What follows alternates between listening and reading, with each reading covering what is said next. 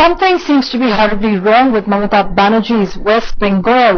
In fact, after this shameful incident of a child being forced to lick her own urine comes another shocker.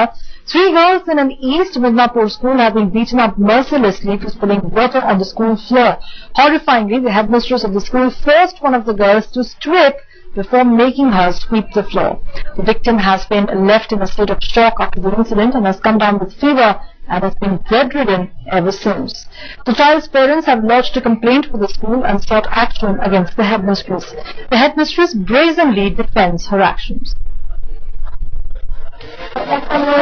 আমার নামটা বলে দিয়েছে, আমি কিন্তু চালটা কিন্তু ফেলাইনি।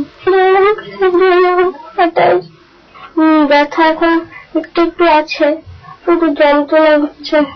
বলছি যে আমাদের জামা দিয়ে ওই জলটা পুছিয়ে দিতে। আমি টাইপ করিনি, আমার নামে কেন মিথ্যা কথা বলবো?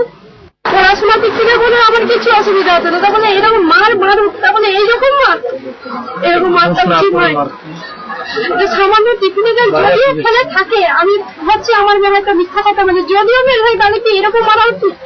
তা আমার মেয়ে যে কমে লিখতে গেছে, যদি কিছু হতো আমার মেয়েটা লিখতে পেতাম, যদি কিছু যেরকম হতো আমার মেয়েটাকে নিয়ে কোনো হাসপাতালে করে এখানে পিছিয়ে কোথায় জিনিস করতাম যাতেইনি। এটা কি করাটা ঠিক হয়েছে?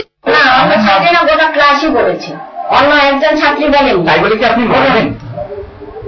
ক্লাসটাকে কন্ট্রোলে আনতে হবে তো, ক্লাসটাকে কন্ট্রোলে আনতে হবে। কি করে আনবো?